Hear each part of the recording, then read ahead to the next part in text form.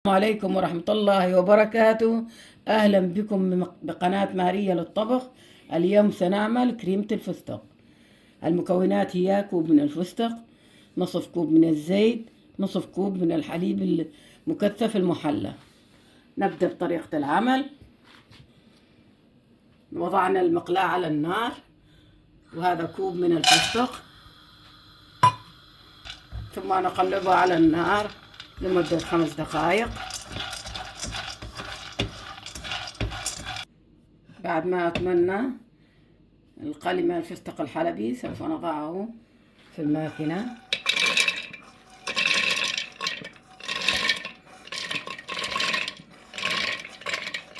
والآن نبدأ بطحن الفستق.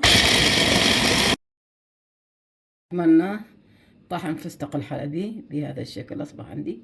سوف نضيف له الحليب المكثف المحلى. بسم الله. والآن نضيف الزيت أيضا، ثم يخلط جيدا.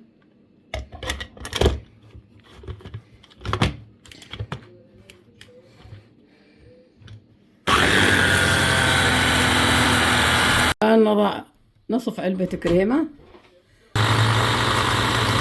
بعد ما أكملنا الخلطة سوف نضعها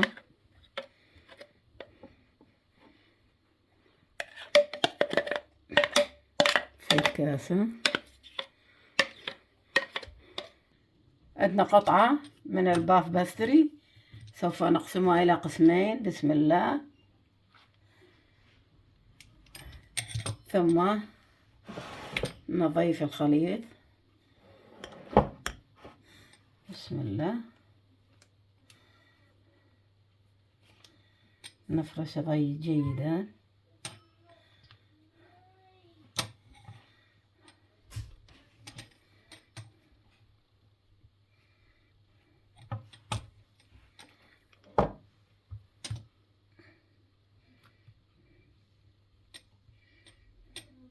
بعد ما أكملنا الدهن سوف نضع الطبقة الأخيرة.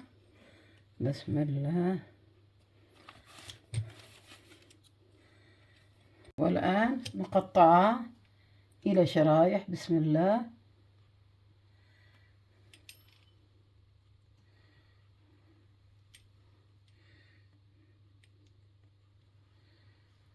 بسم الله.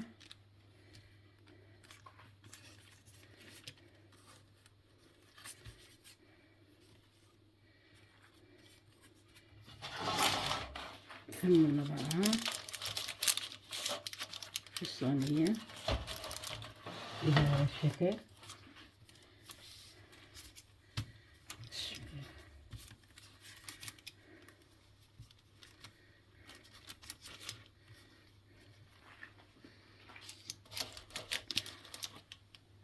والآن بعد ما أكملنا كل الكمية سيحنا قليل من الزبدة، سوف ندهنها هكذا. بسم الله.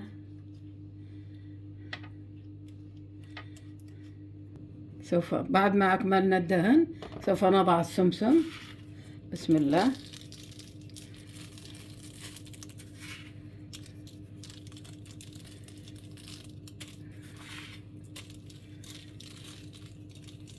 ثم نضعها في الفرن على درجة حرارة 180 من ربع ساعة إلى 20 دقيقة، ونرجع إليكم إن شاء الله. وهذا شكلها النهائي، لذيذة جدا. جربوها ولا تنسوا تكتبوا لي بالكومنتات. وهذه فضلة البستاجة سوف نضعها في الثلاجة حتى لا تنتزع عندي، لأن بها كريم. السلام عليكم ورحمة الله وبركاته.